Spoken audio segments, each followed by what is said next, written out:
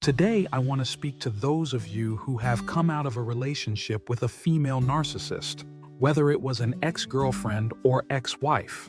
If you've been through this kind of relationship, you know it doesn't just end when you leave. The aftermath sticks with you, the confusion, the self-doubt, the pain.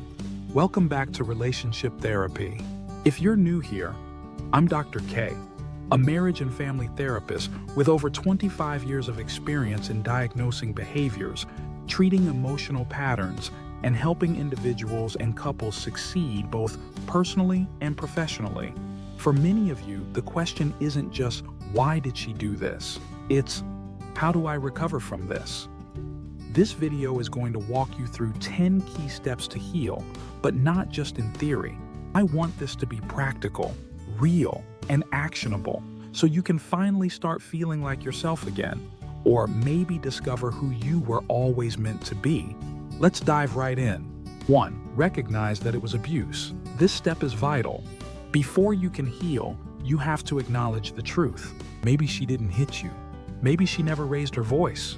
But that doesn't mean it wasn't abuse. Narcissistic abuse is psychological, emotional, and sometimes spiritual. It's silent, slow, and corrosive. Maybe you were constantly blamed for things that weren't your fault. Maybe you felt like you were walking on eggshells, careful about your tone, your words, even your facial expressions. Or you found yourself apologizing for things you didn't do just to keep the peace. That's not love. That's control disguised as connection. Recognizing that what you endured was real is the first step to validating your pain and giving yourself permission to heal.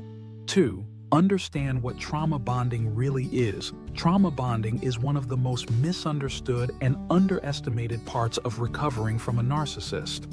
When your ex cycled between love bombing you and then devaluing or discarding you, she was creating a chemical addiction in your brain. That cycle releases dopamine during the highs and cortisol during the lows, essentially creating a biochemical roller coaster that's hard to get off of.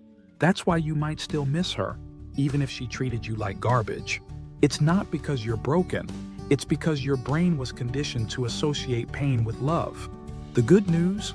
Once you understand that longing isn't love and missing her doesn't mean she was good for you, you start to reclaim control over your healing.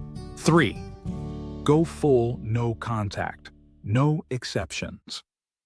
Here's where the rubber meets the road. No texts, no calls, no checking in, no stalking her socials, no revisiting old photos. Every time you re-engage, even just mentally, you reopen the wound and keep yourself tied to her. If she reaches out, remember, she's not reaching out because she loves you. She's reaching out because she misses controlling you. And if you have kids or shared obligations, use a third-party app like Our Family Wizard or Talking Parents. Keep it strictly about logistics. No emotion, no small talk.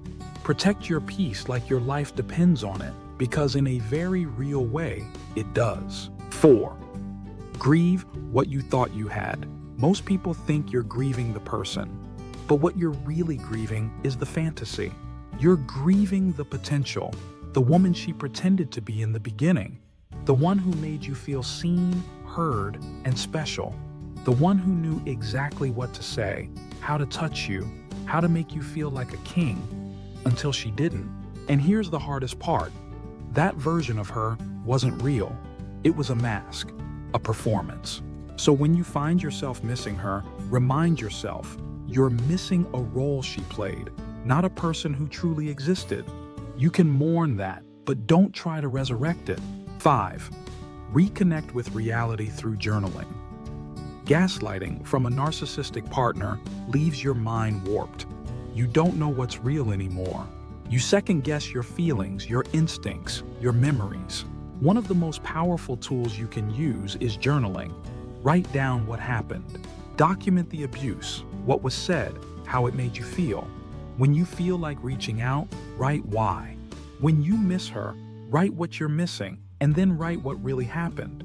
Journaling isn't just about expression, it's about reclaiming reality. 6. Rebuild your sense of identity. Chances are You lost yourself in that relationship. Your hobbies? Gone. Your friendships? Strained. Your values? Compromised. Narcissistic relationships are parasitic. They demand more and more from you until there's nothing left for yourself. Now it's time to rebuild. Start by making a list of things you used to love before the relationship. Even if it's something simple like watching basketball or playing guitar. Then do one small thing for yourself every day. Even if it's just 10 minutes. You are learning to re-inhabit your own life. Step by step, brick by brick. 7. Allow anger, but don't live there. Anger is healthy, necessary even. It's part of the healing process. You should be angry that you were used, manipulated, lied to. You should be angry that someone you loved chose to harm you. Let yourself feel it. Scream into a pillow. Go for a long drive. Work out. Write an unsent letter. But don't let anger become your identity. Use it as fuel to set boundaries, not as a fire to burn your future down. You're not here for revenge. You're here for recovery. 8. Seek trauma-informed support, not just any therapy. Not all therapy is created equal. You need someone who understands narcissistic abuse, not just codependency or communication issues. A trauma-informed therapist, coach, or support group can help you unpack the manipulation, rebuild your self-trust, and navigate triggers. There are also amazing resources and communities online. Just make sure they're focused on empowerment, not bitterness. You deserve support. You don't have to do this alone. 9. Forgive yourself. Forgive yourself for staying. Forgive yourself for the times you saw the red flags and ignored them. Forgive yourself for the compromises, the rationalizations, the self-betrayals. You weren't stupid. You weren't weak. You were trying to love someone who weaponized your compassion. Don't carry shame for being human. Carry wisdom from the experience. And if you're still struggling with guilt, write yourself a letter from your future healed self. What would that version of you say to the person you are right now? 10. Step into a new story. When you're ready, shift your focus from what happened to what's next. This isn't just about recovery, it's about reinvention. You've been to hell and back. You've survived emotional warfare. And now, you get to write a new chapter. What do you want this next phase of your life to look like? Who do you want to become? Start envisioning that. Start building toward it, even if it's one small decision at a time. Because the truth is, narcissistic abuse doesn't end your story. It just changes the plot, and you are still the main character. If you're watching this, just know you are not alone. You are not crazy, and you are absolutely not broken. You're healing. That takes courage. That takes time. And you're doing better than you think.